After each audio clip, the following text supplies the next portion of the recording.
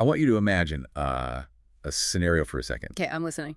So it is the dead of night. Right. Pitch black, like the kind of darkness that just feels heavy on your shoulders. Right. And a blacked-out submarine is silently slipping to these highly contested enemy waters. A team of hand-picked specialists, faces blackened, weapons suppressed, they creep ashore onto a heavily fortified coastline. Very cinematic. Exactly. They're enemy sentries patrolling the cliffs right above them.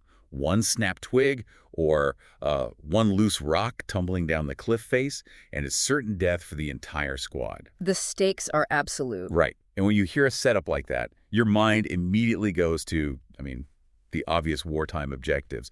You assume they are infiltrating this stronghold to exfiltrate some top-tier nuclear physicist who holds the key to the atomic bomb. Or stealing a master naval codebook. Exactly. But the target of this massive logistical operation, this whole moonlit commando raid, is a cow. A cow. Specifically, a pregnant pedigree Guernsey cow. It honestly sounds like the setup to some surrealist comedy sketch. It really does. You have all the grim, high-stakes machinery of modern warfare marshaled for a farm animal. Yet, this is actually the core premise of a narrative that somehow navigates from that apparent absurdity into something remarkably tense and, well, philosophically heavy. Yeah, so today we are taking a deep dive into a piece of classic broadcasting that tackles this exact premise. It's such a great story. It is. The story is called Appointment with Venus. It was originally a beloved wartime novel by Jerrard Tickell, and it was actually inspired by a very real, though obviously less dramatized, incident involving the rescue of pedigree livestock during the war. Right. The real history is fascinating, too. Yeah, but what we are analyzing today is a transcript of a BBC Saturday Night Theatre adaptation, specifically as it aired on the Chesterton Radio Theatre channel. Which is that wonderful little station out of Atchison, Kansas. Yeah, exactly. They do an amazing job keeping these classic radio dramas alive with so much warmth and wit. So our mission today is to figure out how this story, which on paper sounds like a logistical farce, rescuing a cow from a Nazi-occupied island. Right. How does that actually operate as a profound examination of what it means to preserve a civilization when the whole world is basically tearing itself apart? It really uses a cow to ask these huge central questions about humanity and identity and the moral compromises of total war. So to get to those answers, we first have to ground ourselves in the very specific, the very grim historical reality of where this story actually begins. Yeah, the context here is crucial. So the calendar reads July 1st, 1940. The setting is Armorel, which is a fictionalized representation of the Channel Islands. Just for some quick geography context for you listening, the Channel Islands, so Jersey, Guernsey, Alderney, and Sark, they're nestled in the English Channel. They are geographically much closer to the coast of France than to Britain. Right. And following the fall of France in June 1940, Winston Churchill's government made this brutal strategic calculus. They decided these islands were just entirely indefensible. It's a heavy decision. They basically had to demilitarize them and completely abandon them to the advancing German forces. Which meant they became the only part of the British Isles to fall under German occupation during the Second World War. And the opening moments of this transcript just hurl you straight into the psychological shock of that abandonment. It's so jarring. It really is. A German voice reads a proclamation over the island's public address system, and the restrictions are immediate and suffocating. Yeah, curfews are established. Yeah. No one is permitted outside between 11 p.m. and 6 a.m. All weapons, and I mean down to household daggers and sporting rifles, must be surrendered by noon. And the harbor is closed. No boats can leave under penalty of death. And hanging over all of this is the ultimate threat. They say should anyone attempt to cause the least trouble, the island will be bombed. The text makes you physically feel the claustrophobia. This isn't just an army rolling through, It is the sudden administrative strangulation of a community that is operated by its own ancient title rhythms for literally centuries. Yeah, the contrast is deliberately jarring. You have this deeply rural, fiercely independent farming community abruptly subjected to the rigid, mechanized bureaucracy of the Third Reich's New Order.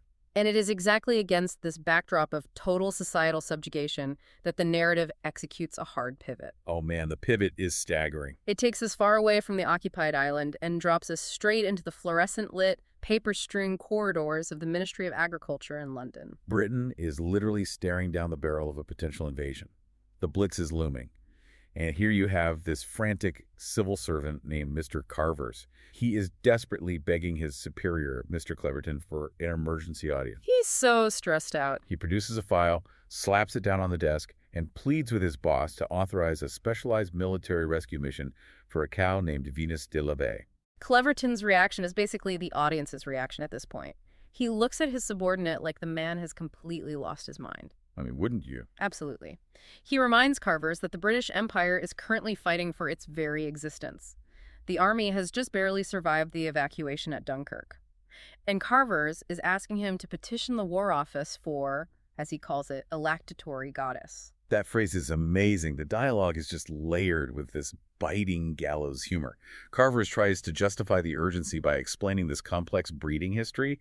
He notes that Venus is in calf to a champion bull named Mars. And Cleverton, just dripping with administrative sarcasm, replies that he is relieved to hear it. He says something like, "If one must dignify livestock with the names of Roman deities, it is comforting to know there will be no celestial misalliance." Right. And then Carvers delivers the punchline with this devastating earnestness.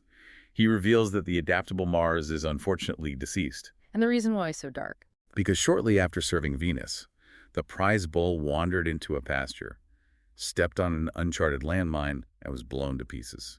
That whole exchange really encapsulates the bizarre intersection of mundane agricultural life and the industrialized slaughter of the 1940s.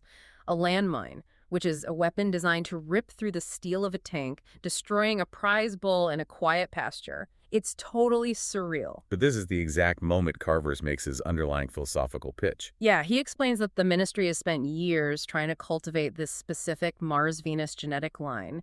The unborn calf represents the absolute pinnacle of a flawless pedigree. But because Armorel is now under German control, that unborn calf, that culmination of decades of British agricultural science, is effectively a prisoner of war.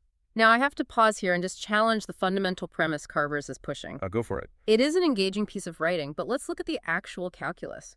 Carvers is advocating for the deployment of highly trained military personnel, naval assets, and air support to rescue livestock. Yeah, when you put it like that, it sounds crazy. Right. In a utilitarian sense, where the survival of the nation is at stake, and every rifle, every gallon of fuel, and every soldier is desperately needed to repel an imminent Nazi invasion. Risking human life for agricultural continuity seems borderline treasonous.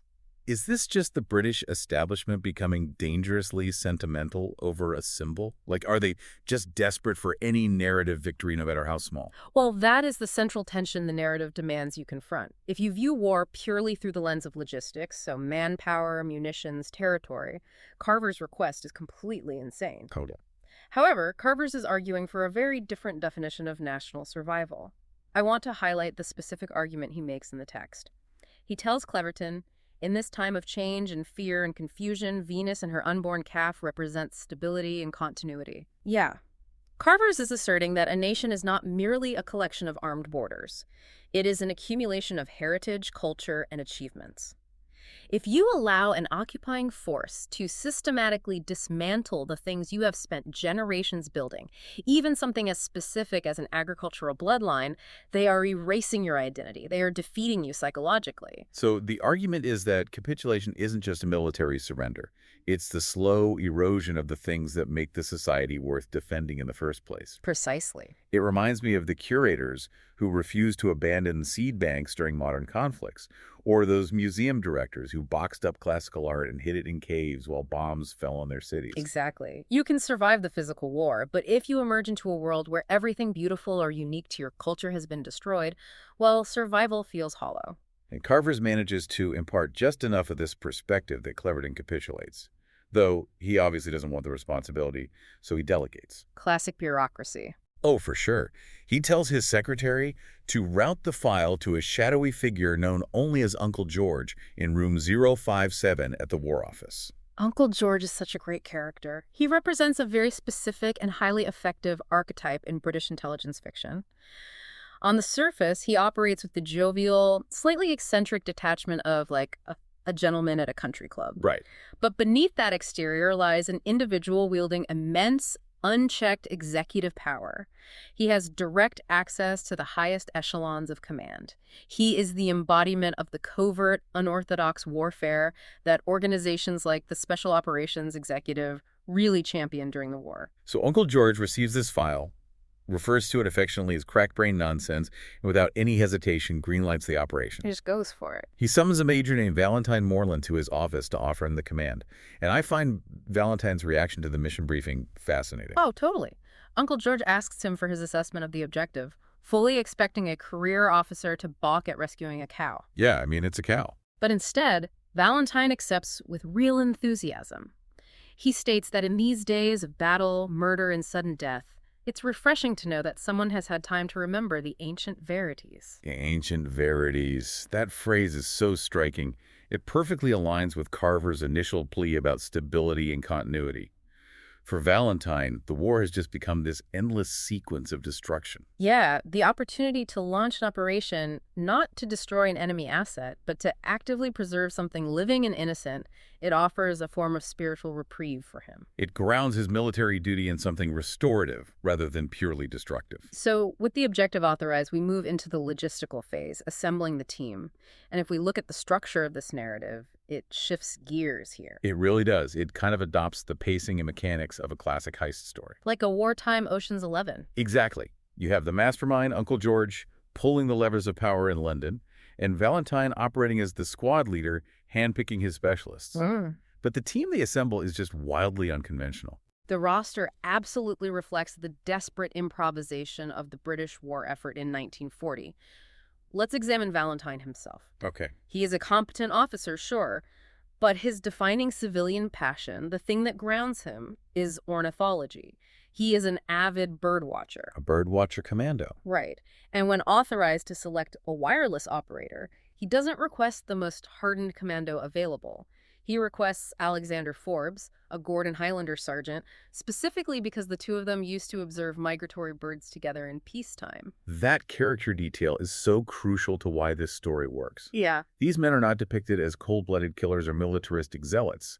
They are civilians, naturalists, men who understand the rhythms of the natural world, who have basically been forced to put on uniforms to stop the machinery of fascism. Yeah, Forbes even comments later in the transcript that he would much rather be lying in a cold marsh watching a redshank on its nest than dealing with cattle in a combat zone. He is participating out of loyalty to Valentine and a sense of duty, not some appetite for violence. But the reliance on unorthodox civilian expertise becomes even more pronounced with the recruitment of their maritime navigator. Oh, this is the best part. Uncle George informs Valentine that naval intelligence has identified the single individual who possesses the intimate knowledge of the treacherous currents and hidden reefs surrounding the Channel Islands. Because they need to insert and extract a team completely silently. Exactly. The catch. The man is currently incapacitated.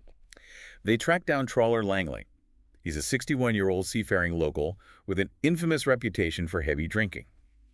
And where does the mighty apparatus of British military intelligence locate this vital asset? Tell them. In Bow Street Police Court, Langley is in the process of paying a 5-shilling fine for being drunk and disorderly, or roistering in the Strand, as the magistrate puts it. Roistering, I love that word. They literally pull a sexagenarian with a severe hangover straight out of a police court and hand him the helm of a covert naval extraction. It speaks to the brutal pragmatism of the era.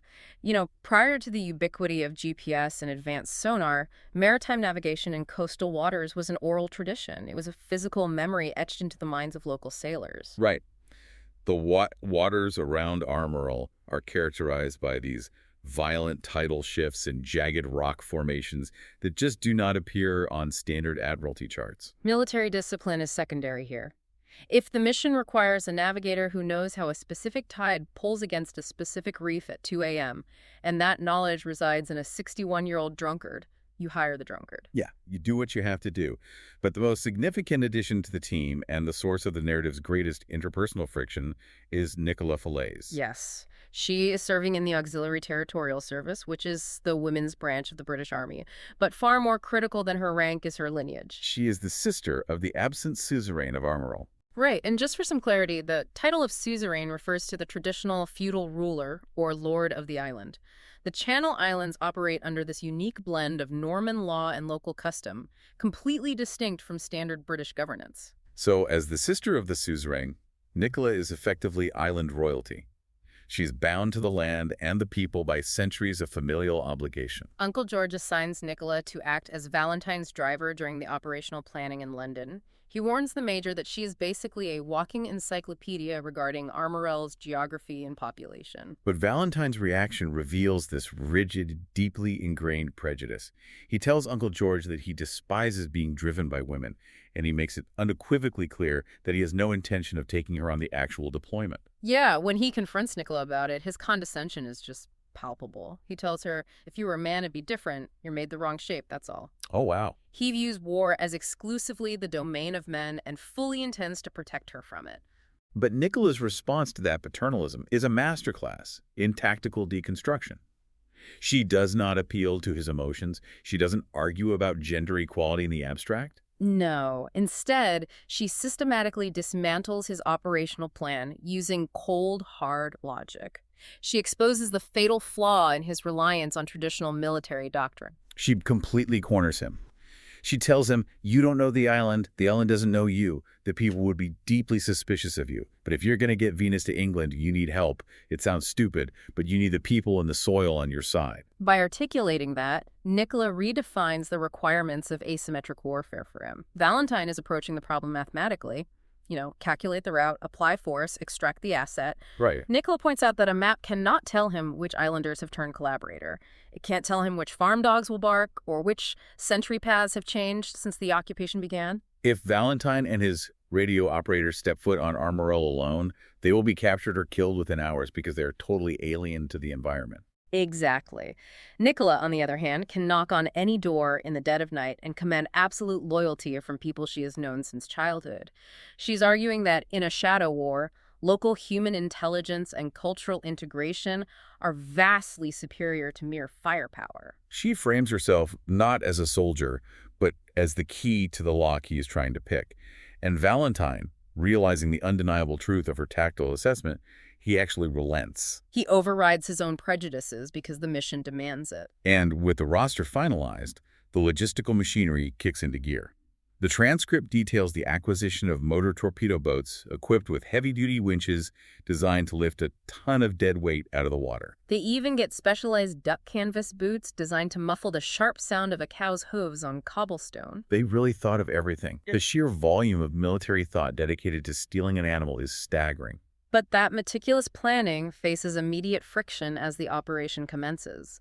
The insertion phase relies on a submarine navigating the English Channel, surfacing off a coastal inlet called Petit Port under the cover of midnight. And trawler Langley, proving his worth immediately, guides them through the reefs in complete silence. He rows them ashore in a rubber dinghy. The tension of the landing is so palpable. They scale the cliffs, bypassing the newly established German sentry posts, and just melt into the darkness. Nicola begins leveraging that vital local network, making contact with the islanders.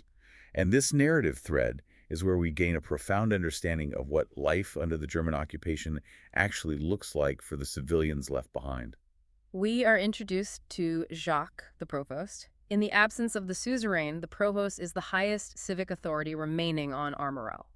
He's caught in this impossible position, right, acting as a buffer between the demands of the German military and the survival of his own people. Yes, but the character who most vividly illustrates the psychological toll of the occupation is a man named Jean. The provost's wife provides the exposition on Jean, and it is a fascinating character study. Jean was historically the loudest man in the local pub, a man who loved to drink, argue, and socialize. But upon the arrival of the German forces, Jean recognized his own vulnerability.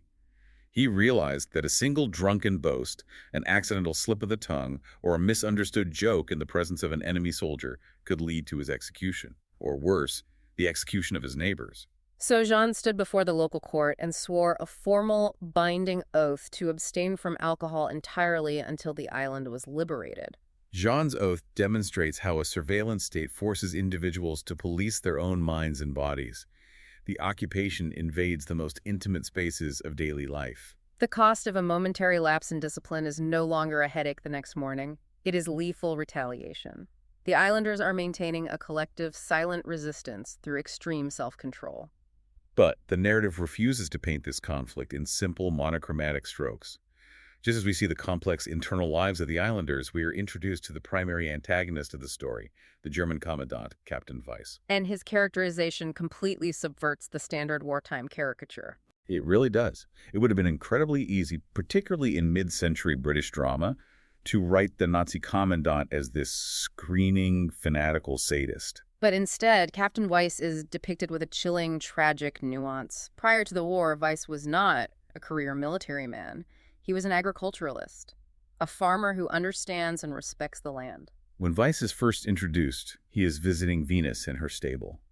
The dialogue is striking because of its tenderness. He speaks softly to the animal, referring to her as his darling. He examines her with the practiced eye of a man who genuinely appreciates her pedigree. He expresses deep, authentic concern for the health of her impending calf.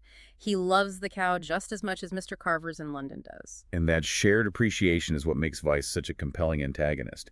He is a man who understands the inherent value of the animal, but he is fundamentally trapped by his uniform and the ideology he serves. The Ministry of Propaganda in Berlin has issued direct orders regarding Venus. They do not view her as a living creature deserving of care. They view her as a geopolitical trophy. Berlin wants her shipped to Germany immediately so they can broadcast the acquisition to the world. They want to utilize the cow as tangible proof that British exceptionalism now belongs to the Third Reich. I want to linger on the mechanics of that propaganda. The Germans recognize that capturing a fortress or sinking a ship are standard military victories. But appropriating the culmination of British agricultural heritage, claiming the bloodline of their livestock, that sends a much deeper, more demoralizing message. It says, we don't just own your land, we own your future. Precisely. Weiss recognizes the logistical danger of transporting a heavily pregnant cow across a war zone. As a farmer, his instinct is to keep her safe in the stable until the calf is born. But as an officer of the Third Reich, he must obey the mandate of the state over his own expertise. This dynamic establishes a fascinating parallel conflict. You have the macro-level war between nations, but on this island, you have a micro-level conflict between Valentine and Weiss. Both men desperately want to secure the exact same animal, but they are driven by diametrically opposed national mandates. The pressure on Weiss intensifies as the shipping deadline approaches. Aware of the cow's value, he refuses to take any chances. He orders Venus to be removed from her secure stable and pegged out in the top pasture, directly in the line of sight of his headquarters. He places the objective in the center of the chessboard, heavily guarded, which stalls Valentine's operation entirely. The team cannot simply walk up to a heavily guarded pasture and lead the cow away. Right. The heist hits a massive logistical wall, which forces the team to pivot from a simple extraction to a complex deception. Nicola, utilizing that vital local knowledge, formulates an audacious plan. If they cannot steal Venus outright, they must execute a substitution. She identifies a decoy, a placid, incredibly average cow belonging to an elderly islander, Mrs. Gillam. The cow is named herself. The plan is to swap herself for Venus in the dark. The fatal flaw in that plan, however, is visual identification. Venus possesses a highly distinct, flawless set of markings characteristic of her pedigree. Her south is a different color entirely. Any sentry with half a brain, let alone Captain Weiss, would spot the swap at first light. To solve the visual discrepancy, the narrative introduces my absolute favorite character, Nicola's cousin, Lionel Falaise. Yes, Lionel is great. Nicola seeks him out to perform a vital role in the operation. Lionel is an artist, a bohemian who lives on the island, and a rigid, unyielding pacifist. When Nicola and Valentine arrive at his studio, they find him painting a canvas, actively choosing to ignore the global conflict raging outside his door. And when they brief him on the presence of British commandos and the objective, Lionel immediately shuts them down. He states unequivocally, "I warn you, I'll not lay a finger on a soul." We really need to analyze Lionel's pacifism because it is not presented as cowardice. It is a deeply considered philosophical position. Especially in the context of the 1940s, right? Conscientious objection carried immense social stigma. Exactly. Lionel is asserting that participating in the machinery of war, even against an evil as profound as fascism, fundamentally degrades the human soul. He refuses to add violence to the world. Nicola understands the architecture of his beliefs. She doesn't ask him to compromise his morality. She doesn't ask him to hold a rifle or stand guard. She approaches him purely as a patron of the arts. She says, "I want you to paint a cow to look like Venus." It is a brilliant pivot. She recontextualizes an act of sabotage into an act of creation. It is the ultimate high-stakes art forgery. Think about the mechanics of what he's being asked to do. Forgers typically spend months studying brushstrokes to fake a Rembrandt to steal money from an oligarch. Right. Lionel's being asked to forge the coat of a Guernsey cow, using a living, breathing, twitching canvas to steal a geopolitical victory from the Third Reich. Lionel accepts the commission with a wonderful display of artistic ego. He compares the task to a French symbolist who purportedly painted biblical scenes on the scales of a live python. That line always gets me. He gathers his materials, yellow ochre, Chinese white, burnt sienna, complaining all the while that a cow's hide lacks the proper texture of canvas, and he sets about transforming her south into an agricultural masterpiece. The imagery is inherently comical, but the underlying tension is severe.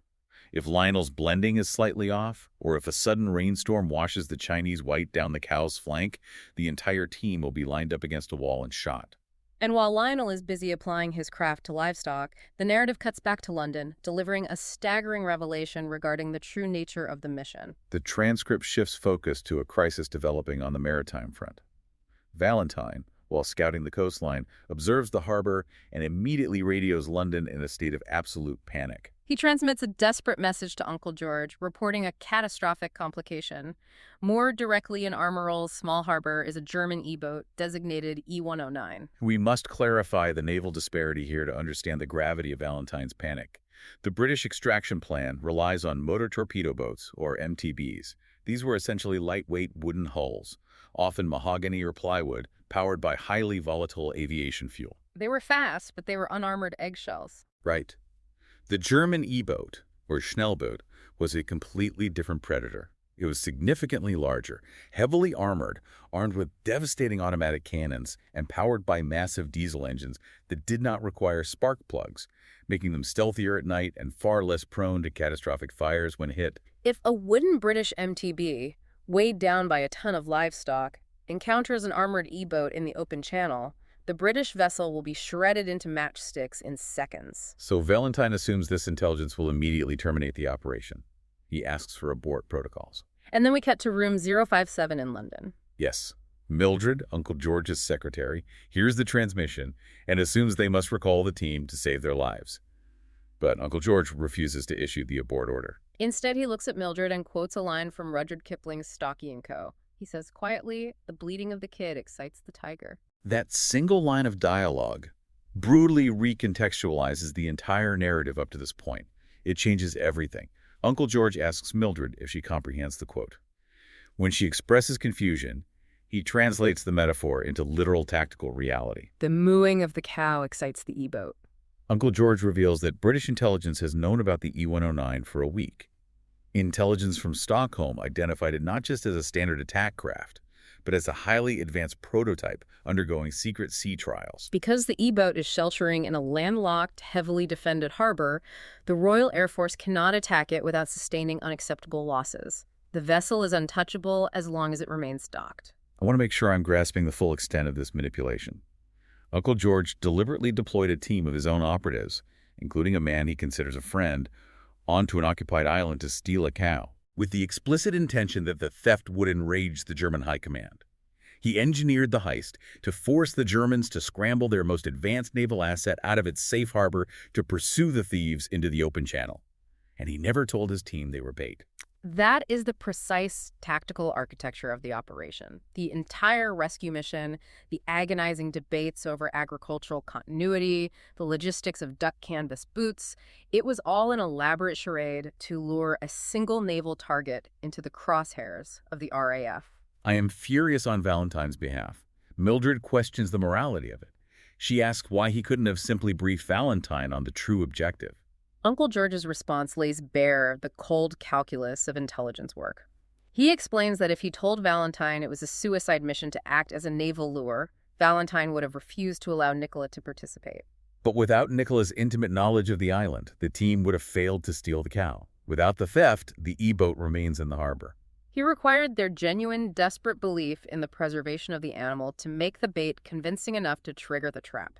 It forces you, as the listener, into a deeply uncomfortable philosophical corner.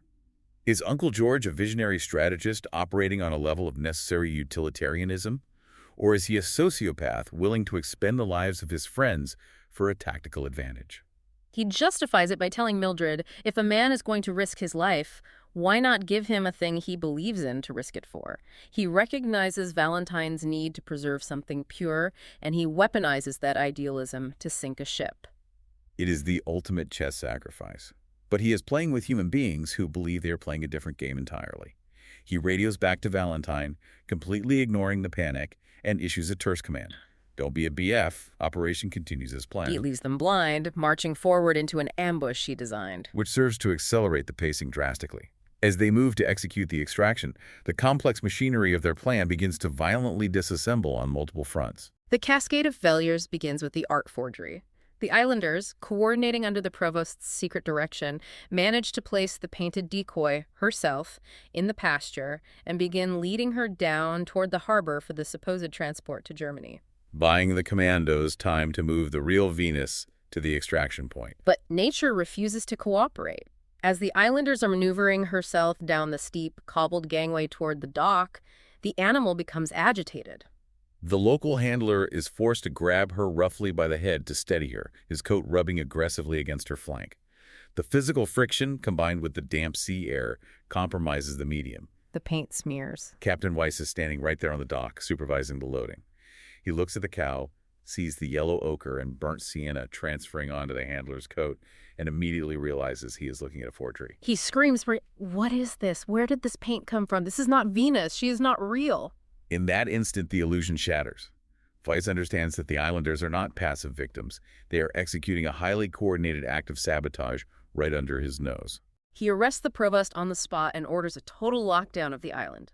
Sentries are dispatched everywhere. The structural integrity of the mission is collapsing, and simultaneously, the psychological strain of the occupation finally breaks one of the islanders. Remember Jean, the man who swore the solemn oath to abstain from alcohol. Oh, this is one of the most tragic moments in the transcript. Jeanne discovers that Nicola, the sister of the suzerain, has returned to Armorel. The emotional weight of realizing that their leadership has not abandoned them, that there is still a connection to the world outside the occupation, it just overwhelms his discipline. The relief breaks him. He violates his oath. He enters the local pub, surrounded by off-duty German soldiers, gets completely intoxicated, and begins loudly proclaiming that salvation is at hand. He starts shouting that the war is over, the British are here, and the sister of the suzerain walks among them. He is inadvertently broadcasting the entire covert operation to the enemy garrison. To prevent him from revealing specific details, the islanders are forced to take extreme measures. The provost's men have to ambush Jean in an alleyway and strike him over the head with enough force to render him unconscious. They are forced to brutalize their own friend to protect the operational security of the mission. It highlights the ugly, desperate reality of resistance work. The chaos continues to mount with Valentine's subplot on the beach. While attempting to bury explosive charges in the sand to create a diversion for the extraction, Valentine is suddenly held at gunpoint. But the narrative subverts expectations again. His captor is not a hardened German sentry. It is a young local boy named Georges, armed with a wooden toy pistol. Georges is a fantastic element in this story. He is a child who has been treating the occupation as a massive game of hide-and-seek, running around the cliffs pretending to assassinate soldiers. Because he is intimately familiar with the terrain and moves invisibly as a child, he has observed everything. He saw the British team land. He knows Valentine is an operative. And Georges possesses vital tactical intelligence. He informs Valentine that a squad of German soldiers utilizes this specific path down to the beach for their daily swim, and they are approaching rapidly. Valentine is cornered. The cliff walls are too steep to climb quickly, and he's wearing civilian clothing mixed with military webbing. If the Germans see him on a closed beach, he will be interrogated and shot. Georges, exhibiting the terrifying adaptability of children in war zones, devises an instant survival strategy. He orders Valentine to strip off his clothes. He tells the major, "You have to swim with the Germans." It is a moment of farcical terror. Valentine is forced to abandon his gear, strip naked, sprint into the surf, and casually tread water alongside a platoon of Nazi infantrymen, attempting to blend in as a local swimmer. The dialogue during the sequence is incredibly tense. One of the German soldiers spots him, swims over, and mockingly yells, "Who is that swimming? You think you're the only people on Armorel? That is without doubt Mr. Winston Churchill." Valentine, relying on sheer adrenaline and audacity, treads water and yells back in German, "Then I am Hermann Goering." The absurdity of the exchange diffuses the soldier's suspicion. Georges manages to bundle up Valentine's clothing and smuggle it around the headland. The shared secret forges a bond between the officer and the child, leading Valentine to promise George's passage to England on the extraction boat. But the walls are closing in rapidly. Weiss knows the cow is a fake. He knows Nicola is on the island. The garrison is conducting house-to-house searches. This intense pressure cooker funnels all the characters toward the climax, which takes place in a small, shadowed shed on the perimeter of the island. The remaining team members, Valentine, Nicola, Alec the radio operator, and Lionel the pacifist painter, are clustered inside this shed alongside the real Venus. They're waiting for the predetermined extraction window, listening to the sound of German patrols moving past the thin wooden walls. Suddenly, the door is kicked open. Standing in the threshold, leveling a submachine gun at them, is Sergeant Vogel, a notoriously brutal and observant German NCO who has been tracking their movements. He forces the entire team against the back wall. He has captured the British commandos, the rogue artist, the missing cow, and the child.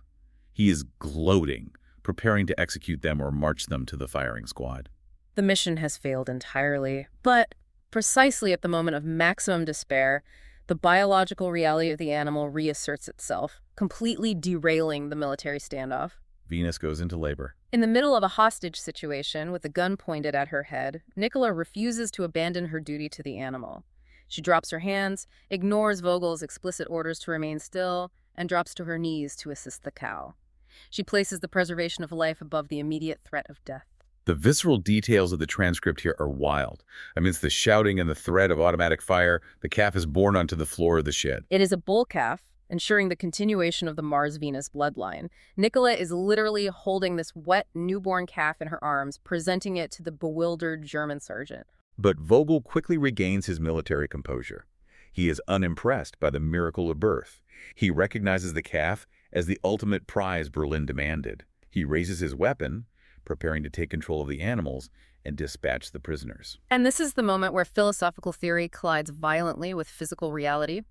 Lionel, the bohemian artist who spent the entire narrative insisting that violence degrades the soul, who swore a binding oath that he would not lay a finger on another human being. He recognizes that his inaction will result in the immediate death of his family and the destruction of the island's future. He makes a choice. Lionel steps forward, utilizing the distraction of the calf, and delivers a technically flawless, devastating uppercut directly to Sergeant Vogel's jaw. The punch lands with massive impact, knocking the heavily armed soldier completely unconscious. As the team scrambles to secure the weapon, Lionel stands over the body, rubbing his knuckles. He speaks with this hilariously apologetic tone, confessing, "I'd like to confess to a past sin.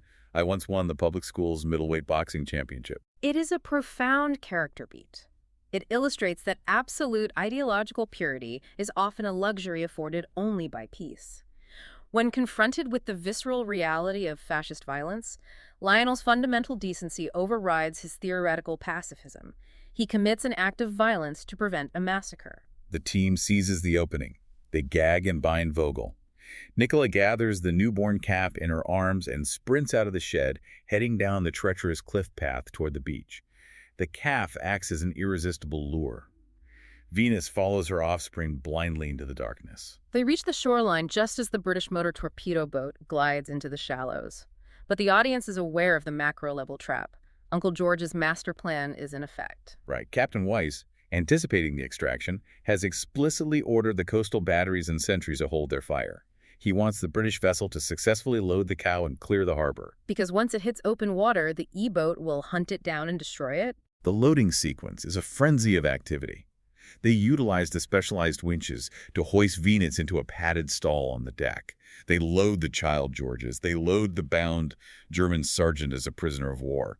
Valentine signals the captain to engage the engines. But as the crew prepares to cast off, one member of the team steps backward onto the sand. Lionel. Yes. The boat's engines are revving. Nicola is screaming from the deck, pleading with him to board. But Lionel shakes his head. He calls out, "I'm not coming." We need to unpack the mechanics of Lionel's sacrifice. It is not an act of martyrdom for the sake of drama. It is a calculated strategic decision based on the doctrine of collective punishment employed by occupying forces. If the entire team, the cow and the suzerain sisters vanish into the night, the German command will demand retribution.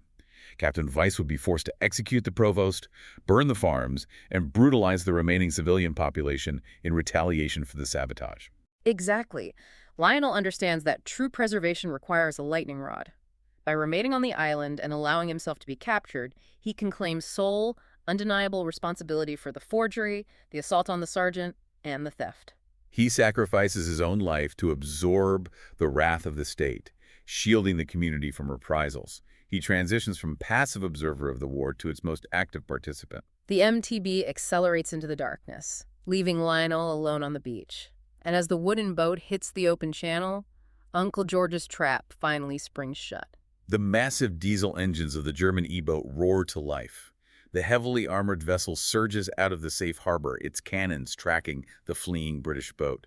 The MTB is vastly outgunned and outpaced. Destruction is imminent. But Uncle George's timing is immaculate. The moment the E-boat crosses the threshold of the harbor, entering international waters to chase the bleeding kid, the sky above them erupts in magnesium light. The Royal Air Force arrives. Squadrons of bombers drop flares, turning the night sky into daylight, illuminating the E-boat perfectly against the black water. The bombers dive, unleashing their payload on the prototype vessel.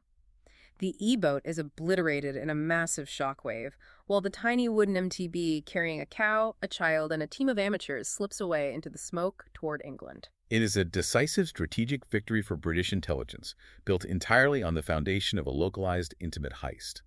But the narrative does not end on a note of triumphant jingoism. It cuts back to the quiet, somber reality of the occupied island. We return to Lionel's studio for the final confrontation between the pacifist and the commandant.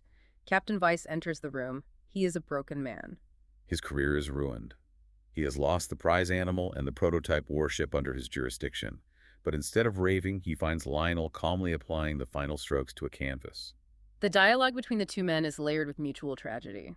Lionel formally confesses. He states, "I want you to understand that no one else had anything to do with this. I alone am responsible. He is constructing the alibi for his people." Weiss, who is highly intelligent, sees right through it, but he also accepts the reality of their shared doom. He looks at Lionel and replies, "Do you think I am innocent? I am a soldier and I have failed in my duty. You and I, we must both suffer for this." It is a moment of profound empathy between enemies. They recognize that in a different timeline, absent the machinery of fascism, they might have shared a drink and discussed agriculture or art. But the war has ground them both down to this inevitable conclusion. Weiss warns him that the new order is devoid of mercy for failure or defiance. And as Weiss speaks of the inescapable power of the Third Reich, a sound echoes across the fields. The bell of Armorel begins to ring. Lionel draws Weiss's attention to the sound. He explains that the bell has rung over the island, marking the tides and the harvests for centuries. Lionel delivers what is arguably the philosophical thesis of the entire broadcast. He tells Weiss, I think in a queer way, that the eternal things are with us on Armorel, not with your new order. And because I've come to see that already, I don't think I'm afraid of anything you can do to me. That is a staggering realization. The occupying force possesses the firearms, the administrative control, and the authority to end his life. But Lionel has realized that their power is temporary and brittle. True power resides in the ancient verities. The continuity of life, the heritage of the soil, the quiet decency of the people. Because he has secured the future of his community, the threat of his own death no longer holds any terror. He has conquered fear. This exchange perfectly encapsulates the thematic distinction the narrative draws between the two sides of the conflict. Earlier in the text, during the height of the investigation, Weiss references a German intelligence dossier. He notes, with absolute bewilderment, that the British authorities had to formally issue orders forbidding London firemen from rushing into burning, bombed-out buildings solely to rescue trapped kittens. Weiss cites this as evidence of a fatal, absurd weakness in the British character. That detail's brilliant. The hyper-rational, mechanized fascist mindset views risking a human asset for an animal as a symptom of terminal softness. Why expend resources on a kitten or a cow? But the story posits that this perceived weakness is actually the bedrock of a civilized society. The impulse to protect the small, the innocent, and the beautiful, even at great personal cost, is what separates humanity from the machine. The moment you calculate that a life isn't worth saving because it lacks strategic value, you have already lost the moral war. And that philosophy culminates in the final interaction before Weiss escorts Lionel to the prison camp. Lionel turns to the commandant and hands him an object. It is the canvas he was just finishing. It is a portrait of Venus. He gives the painting to the man who is ordered to steal the subject, offering it as a parting gift. It is a gesture of unfathomable grace. Weiss accepts it, looks down at Lionel's other hand, and asks what he is holding. Lionel opens his palm to reveal a few crushed mushrooms. He smiles and says, "Some mushrooms Nicky gave me. They were breakfast in London." He is holding on to this tiny, mundane fragment of the future he just purchased for his friends, knowing he will never get to experience it himself. It synthesizes the entire emotional weight of the narrative. This story, adapted so beautifully by Chesterton Radio Theatre, demonstrates that the survival of civilization does not rest solely on the shoulders of generals drawing arrows on maps. It is preserved by the quiet, stubborn courage of ordinary individuals. Civil servants, birdwatchers, elderly drunkards, and pacifist painters. People who decide that some small, beautiful things are simply worth dying for. As we conclude this deep dive, it forces a moment of introspection. When you strip away the military context and the grand historical stakes, the core question remains applicable. What is the Venus in your own life? What is the small piece of continuity, the fragment of heritage or beauty that grounds you when the world feels like it is fracturing? What are you willing to protect? It is a vital question, but I think we must also grapple with the darker implications of the narrative. We rightfully celebrate the heroism of Lionel, the tactical brilliance of Nicola, and the decency of Valentine. But we cannot forget the architect of their success. Uncle George. Precisely. If Uncle George had not engaged in profound moral compromise, if he had not ruthlessly manipulated his own operatives and used their idealism as bait, that prototype E-boat would have remained intact. It would have eventually deployed to the Atlantic, where it would have sunk Allied convoys, resulting in the deaths of hundreds, perhaps thousands, of sailors. And that is the terrifying, provocative thought I want to leave you with today. The narrative forces us to ask, does the preservation of civilization sometimes require the utilization of extreme, calculated deceit? Is the cold, utilitarian calculus of the mastermind in London just as essential for survival as the pure, sacrificial heart of the pacifist on the beach? It is an uncomfortable reality to sit with. Thank you for joining us on this extensive journey to Armorel, for navigating the treacherous waters, the complex morality, and the incredible stakes surrounding one very special cow. Until next time, keep looking out for those small things worth saving and question the hands moving the pieces on the board.